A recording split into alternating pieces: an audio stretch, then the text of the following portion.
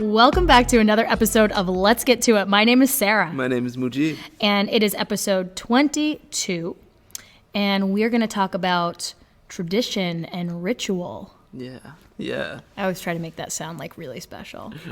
They are really special. We do really special things on this podcast. Traditions, rituals, what are some of those traditions and rituals that we keep for ourselves? What have we thrown away over the years? New things, what's important?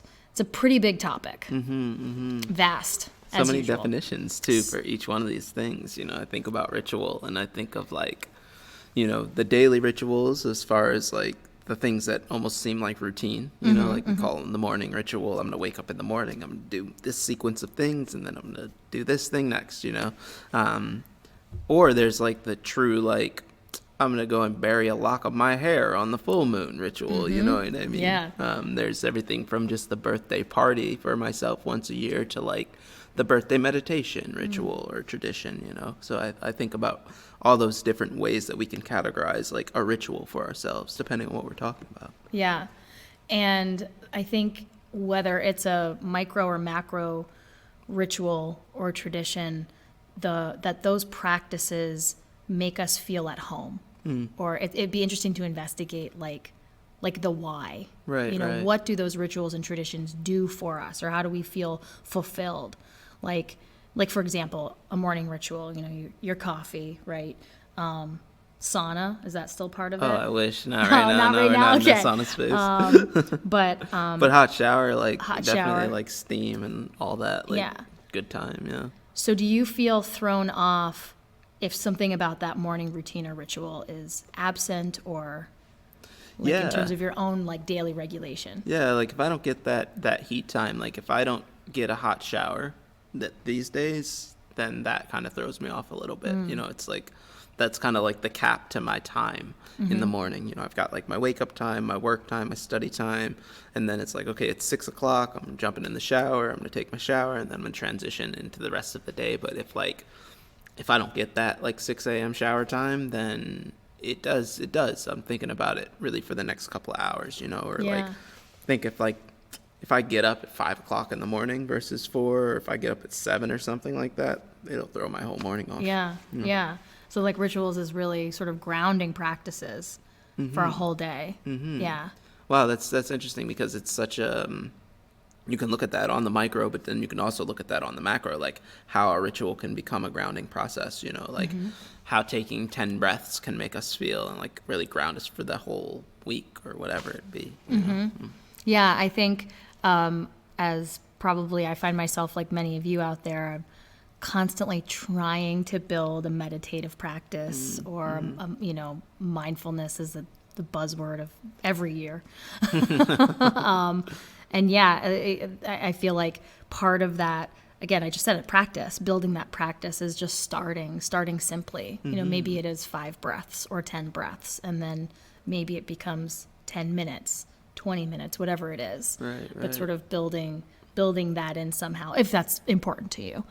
But yeah, and different rituals, maybe even on different days. I know you and I talked about schedule, actually in our adaptation episode, we were talking about, being a morning person or morning classes and the coffee and the 2 chains. If you haven't listened to that episode, you should.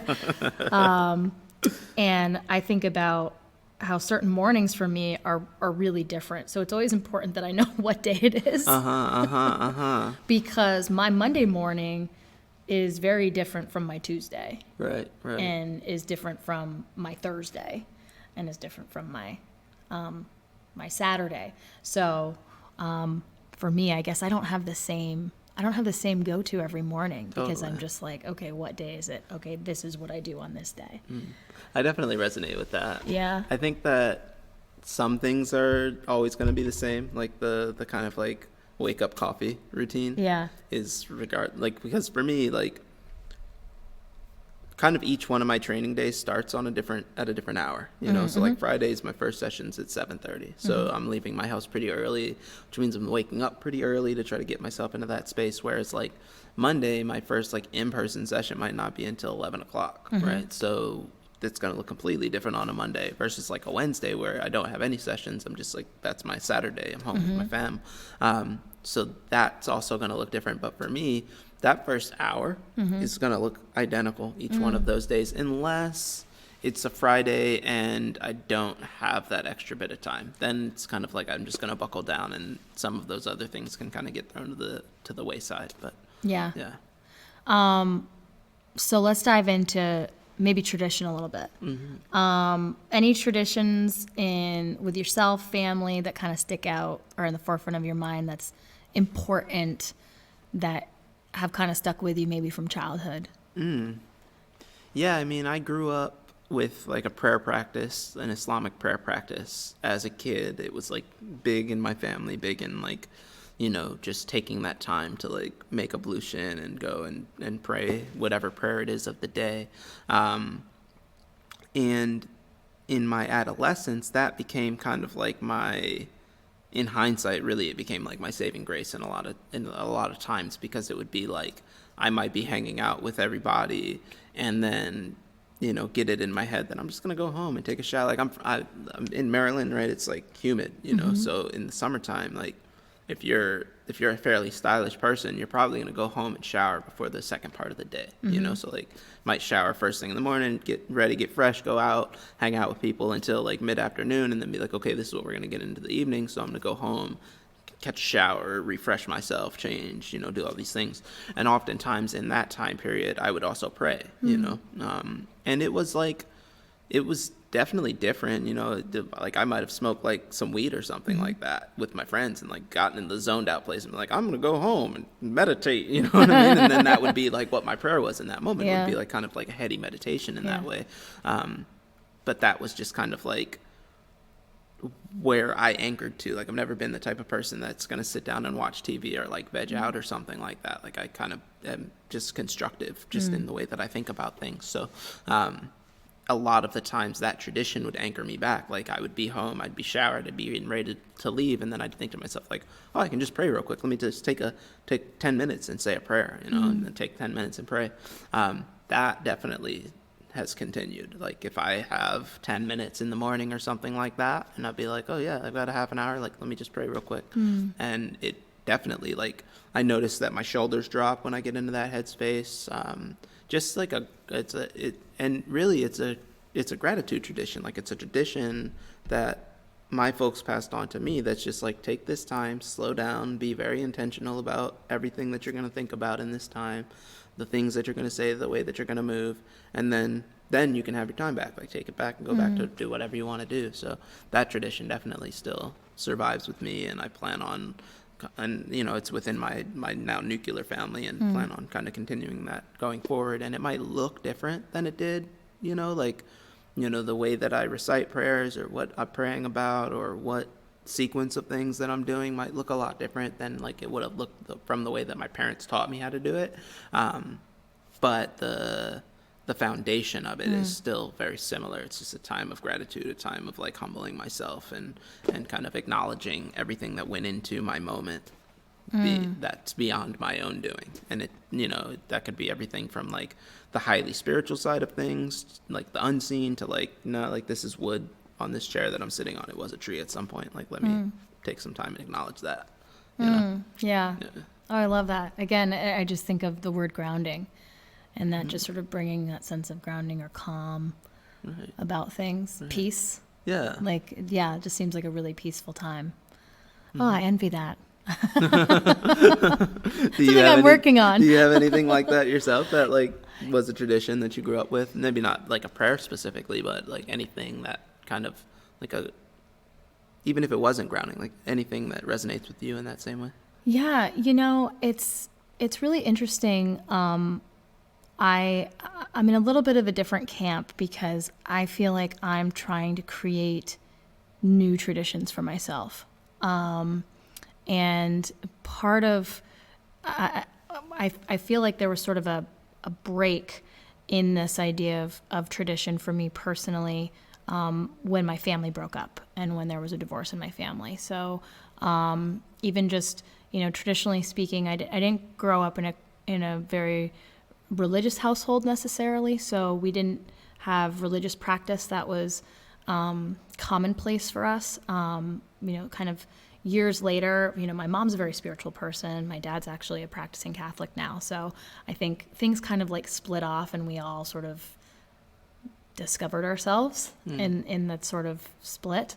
But yeah, I traditions are an interesting one, sort of around cultural traditions or holiday traditions, because it felt like just we had sort of a consistent thing with family and togetherness, and then it kind of stopped, which is just really interesting for a child to process, and kind of figure out like, okay, how is my life organized? And I don't know, I guess if I'm really trying to think about tradition in that sense, I think of sports for me.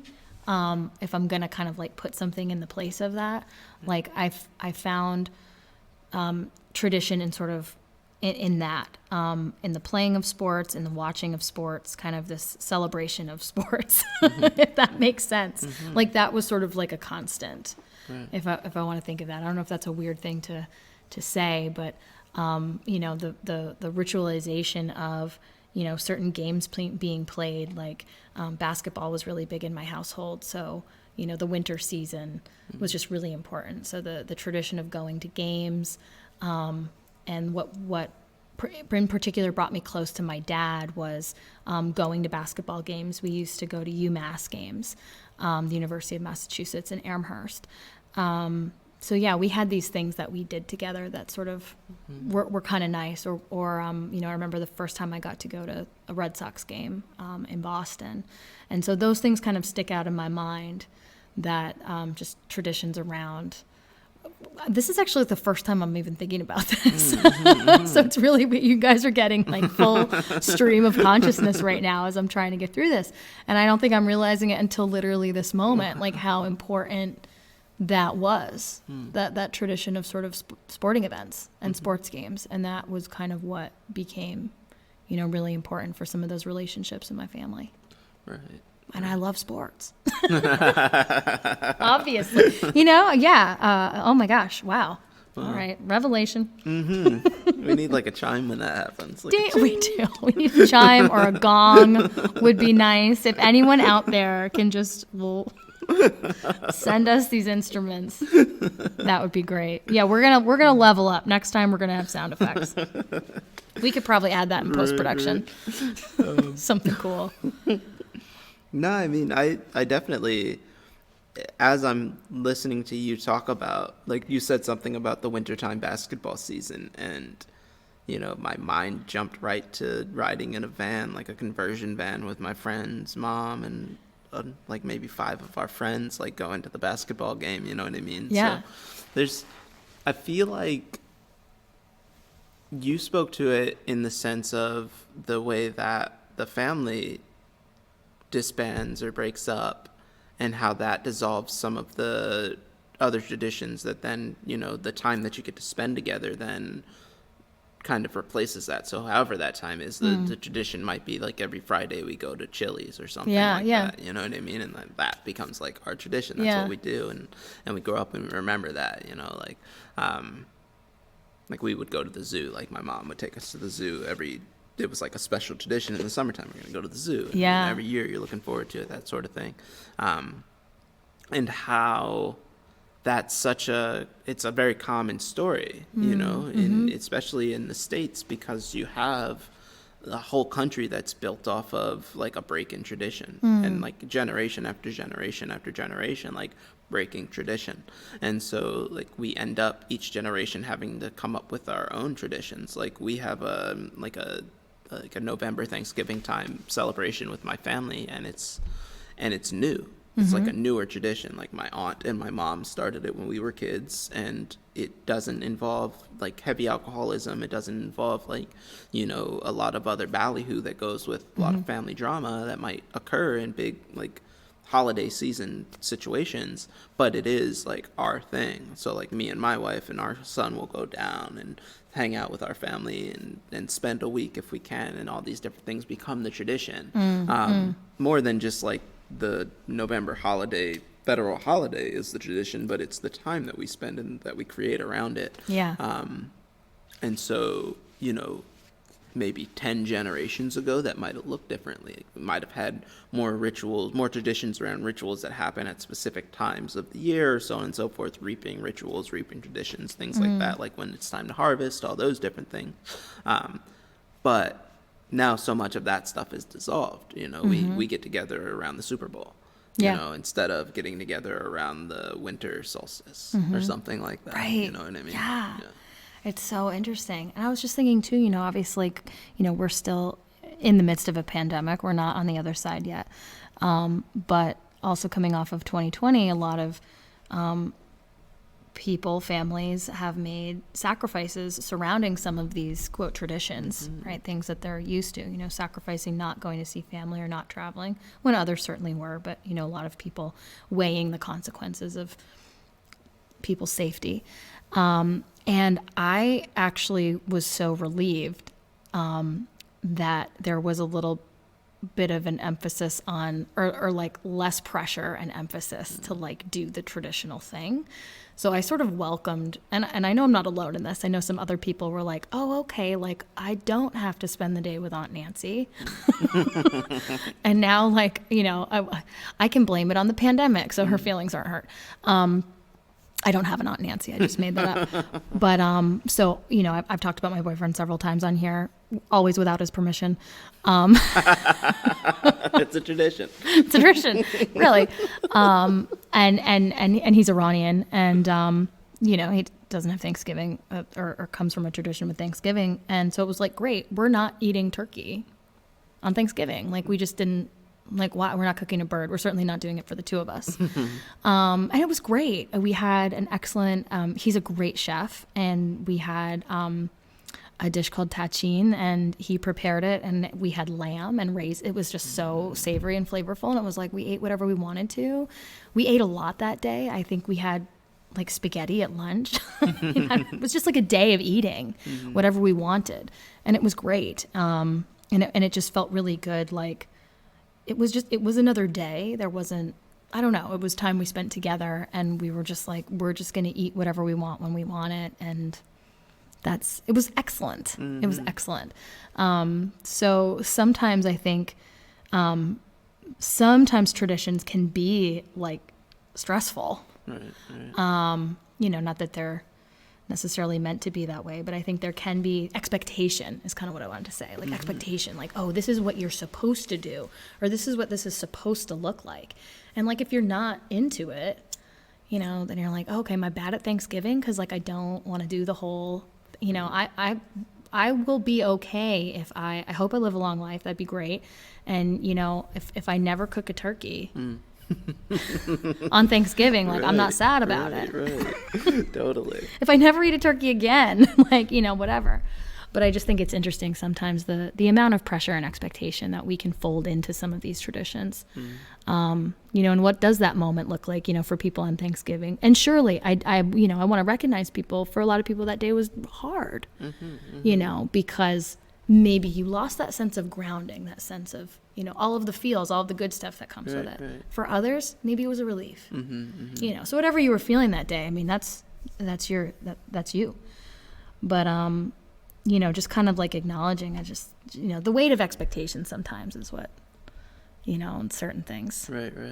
And that's a great segue into some of the other things that we've talked about with traditions and break from tradition.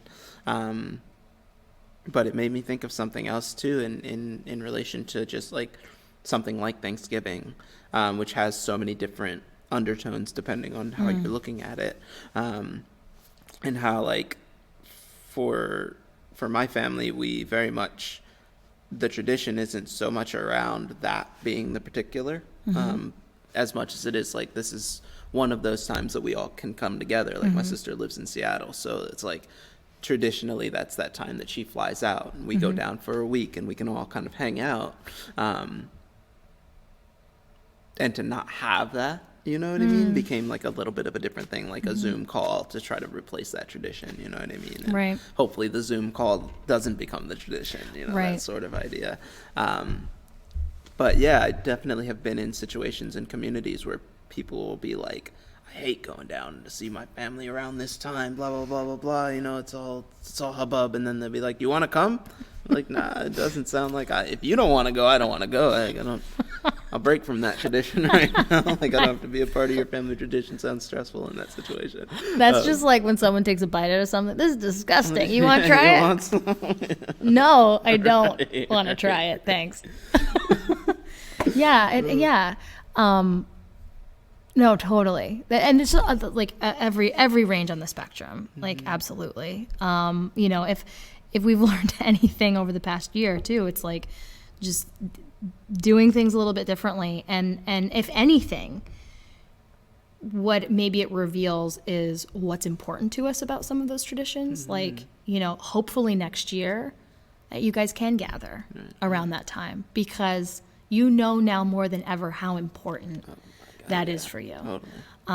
And so, like, if anything, baseline, like what we can take away, whether that day was incredibly hard for you, whether it ended up being the best day ever, this is a theme of the podcast, learn a little bit more about ourselves, our needs, our wants, and just what we need to feel fulfilled as humans and in our little human, you know, connection cosmos. And so, if anything, like, grateful for that, like that the last year is just like, oh, okay, like, what are things I do want to take with me? What's important that I continue to do? And what am I going to be so glad that, like, okay, we lived through it. And, you know, so write it down. Totally. I love that. Write it down. Yeah. And I mentioned this a little bit ago, and certainly you talked about a spiritual practice and spiritual kind of ritual. That's something I'm very interested in exploring, you know, as I age, and really kind of try to figure out what's personally important to me. And I love that idea of that navigation of self and sort of a spiritual tradition or practice, and what that what it looks like, what it feels like to build it. I don't know, especially coming from somebody that doesn't necessarily have, you know, a lot of years behind me in terms of, like, having a consistent practice. Right. What inspired that, if you don't mind me asking? Well, you're definitely one of my inspirations. All right. Yeah, rad. Totally. This whole process, like this whole year, conversations with you, we definitely have to, like, give credit where credit is due. Yeah, my own just personal investigation with getting sort of more interested in astrology. I think I was raving to you, Mujib, about I just started reading this book on the moon, about the moon, and not like Neil Armstrong moon. Although that's in, like, NASA interests me as well. But sort of just lunar phases and how we connect to the moon as human beings, and finding a spirituality in that. And yeah, I'm excited because I feel like I'm going and doing this, like, deep dive and journaling a little bit more, but as it relates to, I'm actually, like, checking the moon calendar and, like, what is the moon phase right now? And I'm writing down, like, what am I feeling today? And, like, what are my goals? And, like, so I'm sort of in that very sort of early stage of, like, just, like, peeling the onion back. So that's exciting. Just another gift that this podcast and this relationship has given me, like, just another way to grow as a human being, you know, and evolve. Yeah. I've been thinking about those sorts of things as well, as far as, like, when I think about human tradition and human ritual, thinking around those ever-present, constant, no matter what age of humanity that you find yourself in, those staples of our existence, things like the moon, things like the seasons, things like when the harvest comes around, like, we've as humans, we've always come around at those times, you know, like there's a specific energy when the moon is full, but not just because of, like, just the magic, like, you can see at night now, you know what I mean, versus, like, when the new moon is there, you can't see at night, you know what I mean? So, like, the energy is always going to be a little bit different in the full moon versus the new moon. And that, you know, before we had lights blocking out the sky that we couldn't tell when the moon is full or not, or, like, a city skyline that didn't even allow me to see the moon except for in a blink. Those things played much more of a role in our realities. And I think that you know, when we start kind of digging a little bit deeper, peeling the layers of those onions for all of us, that's always there. You know, you're always going to come down to that layer that's like, oh yeah, part of me is affected by the season, by the moon cycle, by the, you know, the actual thing that's taking part in that season, you know, like, I don't know, it brings up a lot of thought for me around those sorts of, it makes me really think about swimming in the summertime. You know, and like how much of a tradition it is to, like, in Vermont, to like jump in the water for the first time. You know, like that like, what if you're a late May person or early June person or late June or early July, like however you fall into that category of like, I'm gonna jump into the water now, in the river or the pond or the lake, and how that can be such like a tradition. Like, I know friends who are like, May 20th, that's my date. Like, it doesn't matter what the temperature is, I'm going to go there in the water, jump into that water on May 20th. And especially in Vermont, because you have this reality that's like, people have been doing that since people have been here. You know, since humans have been in Vermont. When the winter turns into the spring and the spring starts rolling into the summer, people have that tradition that's like, I'm gonna go down to the rock point and I'm gonna swim there. You know, I'm gonna break through that ice, I'm gonna jump in and jump out on that first sunny day and lay in a rock, you know. So it's like, we can tap into that energy, I think, sometimes, and it goes back into what you were saying about like how rituals can be grounding. And if I think about grounding like electricity or any other form of energy, like, it's me trying to harness that and put it into its own proper use, you know. And like, those situations can be grounding. And I find oftentimes, like, we can almost like loop into this universal grounding that's happening. It's like, we've had all these celestial things happen over these past couple years. And you think like, okay, it's a full moon eclipse happening. Well, it's happening everywhere. You know what I mean? And like, we're watching it here, but then you see pictures of how it hit in Saudi Arabia. But then you notice like, everybody's staring at the moon when the moon hits this certain point of the sky. So like, we're all sharing this energy, you know? And like, you know, it's obviously, it's a different time here when it's the full moon than it is there, but like, it's almost like a domino effect. You know, you can follow the moon along. If you could look at the earth from the moon's eye view, you know what I mean? You'd see like, everybody coming out little by little and looking at the sky, wave. you know, this wave of people, exactly, looking at the sky, you know. And like, nowadays it's not common that we all know what those things mean, you know. Nowadays it's not part of everybody's tradition or everybody's society or community that you have somebody who can come out and be like, no, this is what it means when this full moon happens. Or, you know, thankfully we have enough people that are studying astrology all over the world that can continue to say like, no, this happened the last time then, and this is the type of like thing that you can do today that can help your energy going forward. Burn this little piece of paper, or write yourself a note and bury it, or you know, any number of things that you might do like magically to try to share some of the energy of the moment, you know. And I feel like traditionally that's something that we as humans latch onto. It's trying to share the energy of a moment, you know, whether it's like, again, I picture sports. I picture the wave. You know, when that wave comes around the stadium and everybody stands, ooh, shoo, you know, that's like it's such a benign way to think about it, but it's a union of energy. You know, you're literally going to send this wave around. I don't know if you've ever started a wave in a stadium, but it's like, it just goes, you know what I mean? And like, it does, I feel that it has this like electricity to it. Exactly. So I think about that, like how many different ways that we try to find substance through tradition, through ritual in our lives, you know, like a substance that allows me to say like, this is more than the basic of what I think I am. Like, this is me diving a little deeper, me peeling off the layer a little bit more. You know what I mean? Yeah. I'm just thinking about how, you know, like rituals and traditions, they can help provide purpose, or that feeling of purpose and direction. I think of connection, you know, between others, and just all these like words that are kind of like flying into my head as I was listening to that. How important, I think, like twofold as humans, like we've got to connect with ourselves, and one way that we can really achieve that is through nature a relationship to nature.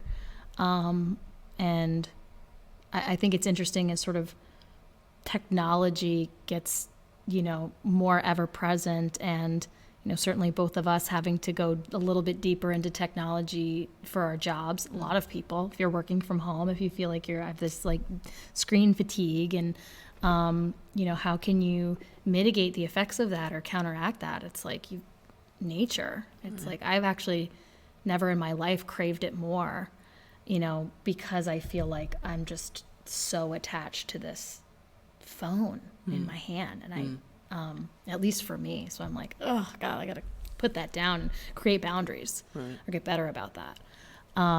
So I think, like, again, connecting to the self and then connecting with other human beings is just that, to me, it's if one thing is really true about living through a pandemic, which is like, a once in a lifetime event. 2, if you're my grandma. Shout out to Evelyn Stearns, whose birthday is coming up in March. She's going to be 104. Damn. Bless. This woman is amazing. This is her second pandemic. First pandemic for most of us. Hopefully the only one, but who knows. But what I'm thinking is really, I don't know, just important for me is I want people. I want to be around people. I want that energy. Like, I cannot wait till it's whoever's going to tell me it's okay. Like, who? This person, this guy, I don't know. And that's also kind of weird. Like, when someone finally tells me it's okay to have an absolute raging dance party, right? Like, I can't wait for it. Right. Totally. I'm wondering what, like, will it be by the summer solstice? Maybe not so lucky. But, like, when is going to be that? When is it going to happen? Right? And, like, just what, and what new traditions, rituals may come out of post-COVID. I don't know. I'm just talking. Right. No, I feel that. Because there are definitely plenty of rituals and traditions that have come with COVID, Right. I don't know how many times I've seen somebody see me with my mask on. Remember, they don't have theirs on, and then they got to go back and get their mask and put it on their face. You know what I mean? Yeah. It's like the ritual of hand washing and sanitation and temperature taking and answering the questions for entry and all these different things that are like, now they're our new norm again. Right. They're these rituals of customs, Absolutely. Yeah. I don't know. It's interesting to think about how quickly and how much, I don't know, how much ritual can be tied to necessity as well, So again, going back to what I was saying with like harvest rituals and things like that, like, we're going to have this big party on the harvest because it's time for us all to get together and harvest all this stuff, and then we're going to process it. We're going to dance in this rice. We're going to dance on these grapes to make this wine. We're going to make this cordage by doing this dance, this braiding dance, like all these different kind of rituals that come around with this specific time period, And so in this moment, I'm thinking about how intertwined ritual and tradition are, like I grew up Muslim, so we'd go to Eid at the end of Ramadan, so it's a big celebration after the month of fasting, and that's the tradition, is that we're going to do that. But then within that tradition, there's all these different rituals that are going to happen, like not just the prayer, but at some point somebody's going to pass around this like zakat box that you're going to drop a little bit of money in for like a donation or whatever, like almost like a collection plate if you're a Christian or something. That's the ritual. That's part of it. We've waited for that. I had this $20 bill in my pocket for that. Like, my mom gave it to me when I was a little kid so that I could put it in there on purpose. Like, so those things that we're looking forward to. But then it's like even deeper than that. Then we're going to go to this auntie's house or this uncle's house, and all the cousins and aunties and uncles are going to be there, and we're going to, so it's like these things that we look forward to, these different little rituals that fall into these traditional days, what I mean? And food, right. Just the food surrounding them too. I love food. Oh my God, totally. All of that. Do you do any sort of like, do you have any traditions or rituals around ancestors or any like predecessors in this world? No, not currently. And one part of this sort of spiritual investigation is also kind of doing a little bit deeper investigation about that. I come from very sort of broken lineages. And so what I mean by that is, for whatever reason, a lot of people in my family are divorced, or didn't stay together. And that has just sort of resulted in, like my maternal grandfather left the family. So my mom and my aunts grew up without a father. So that sort of broke the chain in terms of their understanding of where their grandparents came from, so it's, and much of the same on my paternal side, or some early deaths in the family. So interestingly, I got really into Ancestry.com for a little while, to be honest, because, and I've also done my DNA is logged, everybody. Like I am in a file folder, like it's on someone's desk. No, I'm not that important, but I did like the 23andMe and Ancestry.com. I did 2 DNA tests and to see how they compared, because I definitely was sort of going through this, I don't know if I want to call it a crisis, but sort of like trying to understand. I have this amazing matriarch in the family who I just spoke of, Evelyn, I have her middle name, who's still alive, and yet I know virtually nothing, right? Like that's so lame for me to like not know anything. But again, there's all of these just sort of broken connections and things, and like somebody's got to do the work. Right. Like there's got to be that family historian or someone that takes it upon themselves to be like, okay, like I can probably figure this out. And I did a little bit of that, but not a lot. So, we kind of touched on this like many episodes ago, and I can't remember which episode, but, I definitely do feel like there's got to be some strong female lineage at some point, just because I just feel that. I just know that. But I don't have anything like concrete to go on. Right.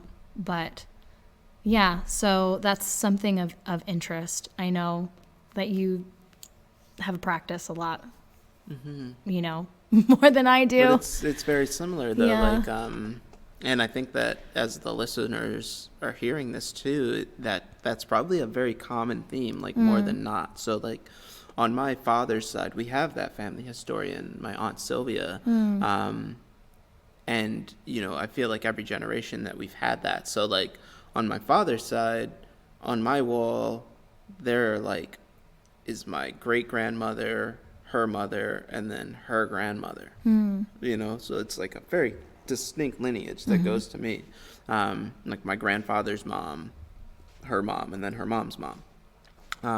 So it's pretty easy for me to see that. But on my mother's side, zero. Like I don't know anything beyond my grandmother, and like my brother's tried to do some research, but he's come up to a dead end. Like we really don't know anything beyond the 1920s about that side of our family. You know what I mean? Yeah. And it comes from fragmentation. It comes from rifts in the family. It comes from disagreements and separations and things like that.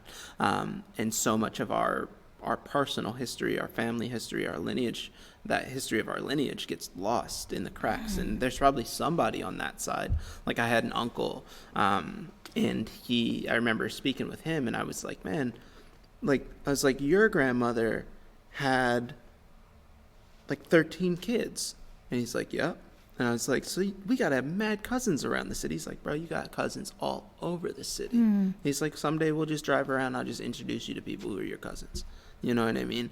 And then he, unfortunately passed before he could do that. So I still don't know most of those people. But that happens all the time. Like we are around. It's just it's the story of this country. You know what I mean? Yeah. And part of it is just the atrocity of it is that was part and parcel of being in this country, like to break families up and split them.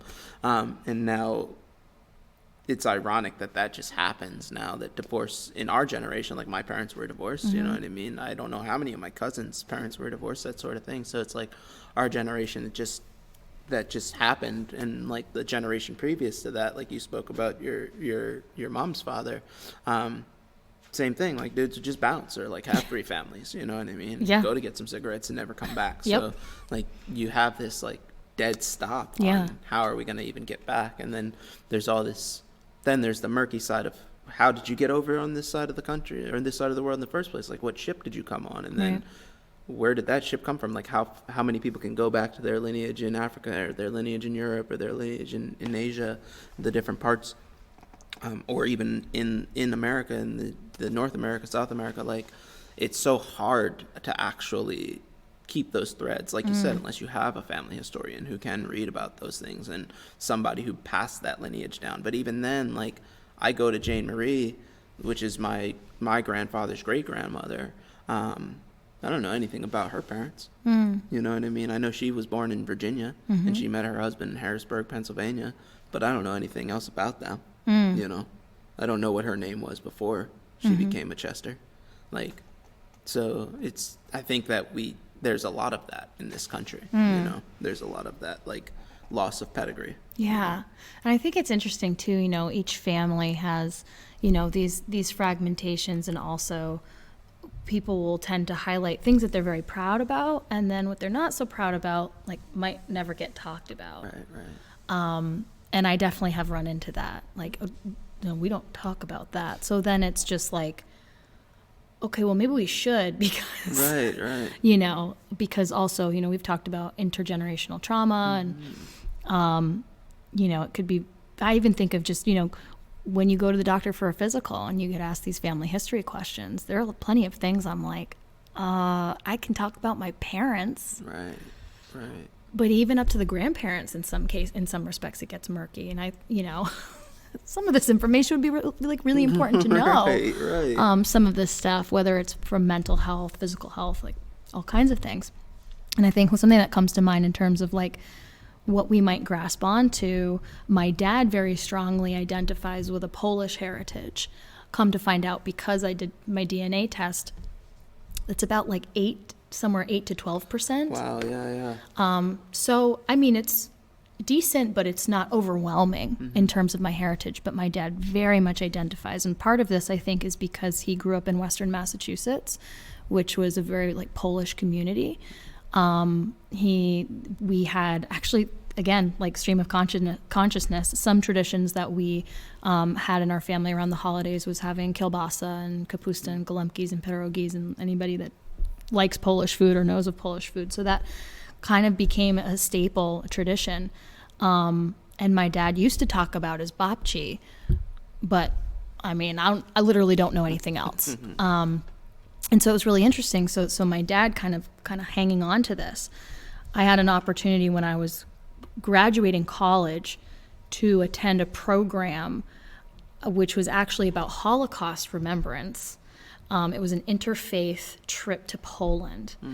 And it was incredibly profound. And the trip was, you would visit concentration camps, and you would be with Jews, with Christians, with Muslims, people from all over the world, and kind of come together in sort of the face of sort of like naming atrocity, talking about it in you know, the idea of being like, we can't let this happen again, right? Like, we have to see these things. We have to like keep these names alive.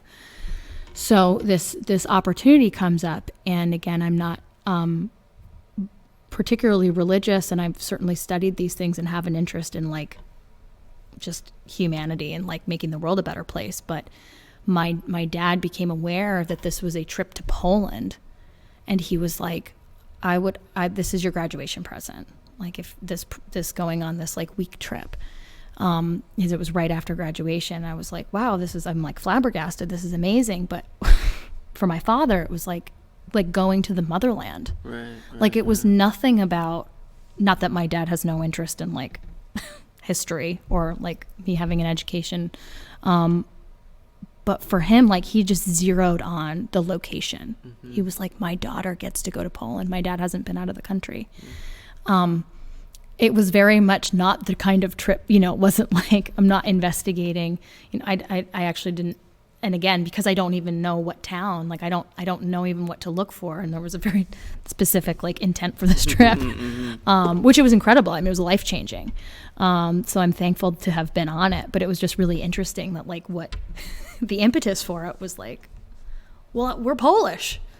I want to go to Poland. I'm like, I'm going to Auschwitz, Dad. Like, this is, you know, it was just really interesting that, you know, sometimes like what we kind of hang on to in terms of like identity markers or what we hold important to us.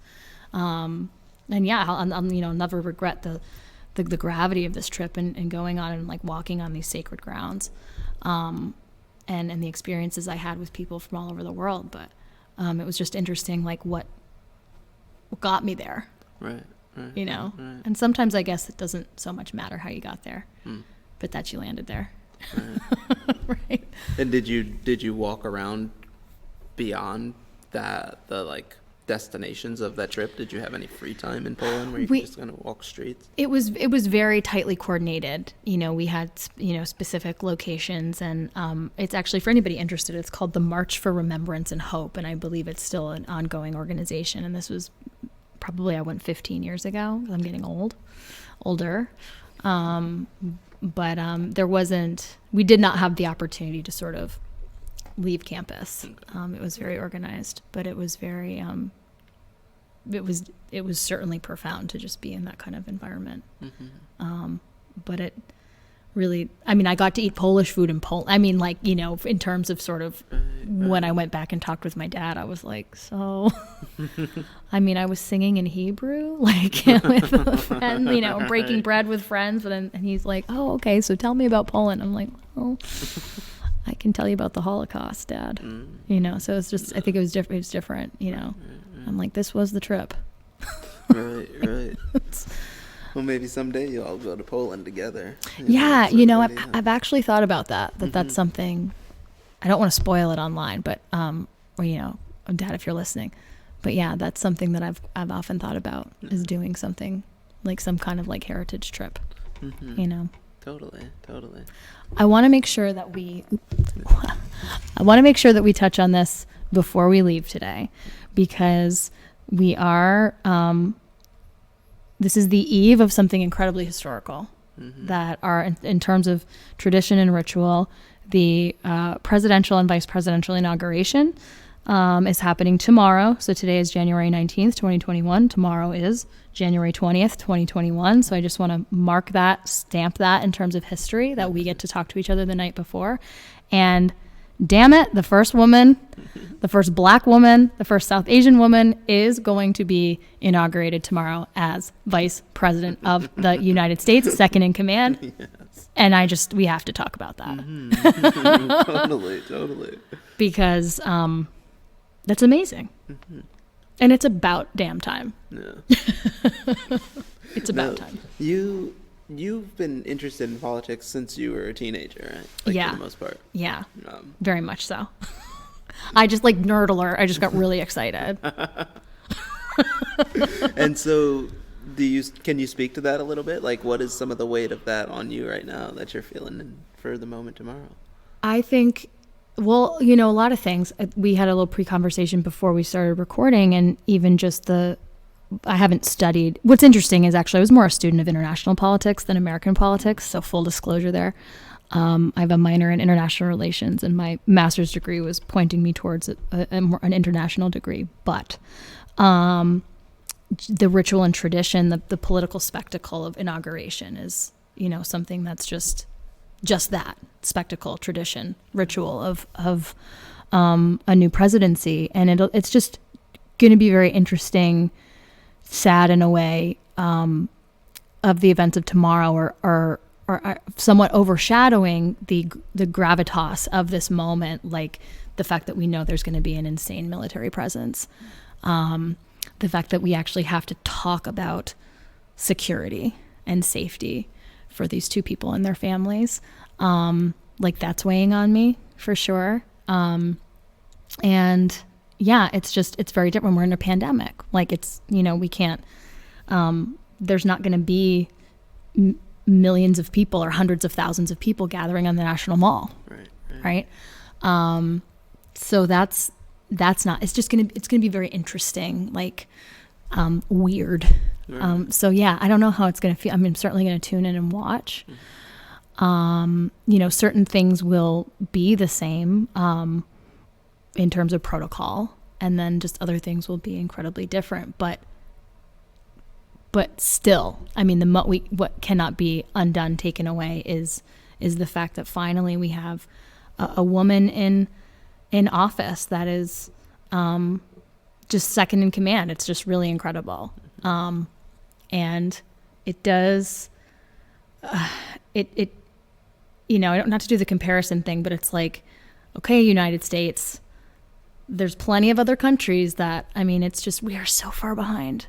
We are so far behind in electoral politics, and the lack of women in electoral politics. And there's a whole host of reasons, and which you could spend hours discussing and disgusting. It is disgusting. That was my subconscious. It's disgusting how few women are in politics. But you know what? It's happening tomorrow. And let this be a page turning moment. Let this be, a new, not necessarily a new wave, but like keep going, like just build on this. So I'm excited. Well, I had this conversation yesterday, which was like, it's like you just said, the page turning moment and the idea of keeping going, and the conversation that we were having was around how it's so easy to see where we're going, and to miss the fact that we're already there in that moment. You know what I mean? Like not in any sort of like hypothetical way or anything like that, like in a real serious way. Like, this person is already picking out their dress to wear tomorrow to the thing, or whatever pantsuit that she's going to wear, that sort of idea. We're in that time. Like, this is the era that we are living in, I feel like the previous generation, they were seeing the wave coming, maybe someday this will happen, and we're in the day now, you know what I mean? And we're looking forward to thinking like, what's possible then, like, this is the day that we're in right now. What is it signifying for what the future holds? Well, exactly. And like, even, okay, so significant to have, a woman on the vice presidential ticket, right? Well, when are we at that place where both members of that ticket are women? And when would that be like 1,000% acceptable, right? Or, and I don't know. I don't know when that is. When that's the day for me, right? Or you have a trans woman or some, whatever, you have two persons of color on the ticket. Like the day where it's not like, okay, yep, we got the white guy on top here, and then let's sort of pick from which category, like, right? Well, it goes back to the power of the break from tradition. Yeah. Like, if that's been the American tradition, now we're looking at a break from that tradition. We saw it with Obama, and we even saw it with Trump, where you have this break from the traditional white equivalent to slave owning politician, who's going to be the one who's going to make all the decisions going forward. And you have these little turns away from that, that are signifying, kind of cracks in a dam, if you will, and that hopefully this structure that is the oppressive America continues to drift away or to dissolve. It's sledgehammer time. Yeah. It's sledgehammer time to the dam. I love that. Let the water flow.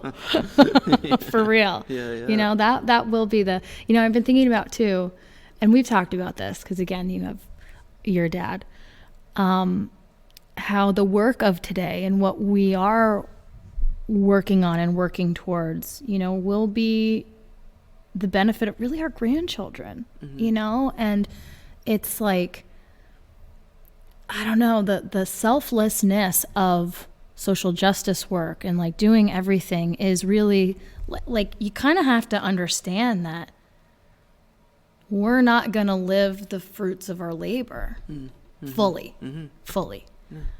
But like, that's okay. Like, that's okay. The work is worth doing. Right. Like, still do the work because, right, it's sort of that next generation that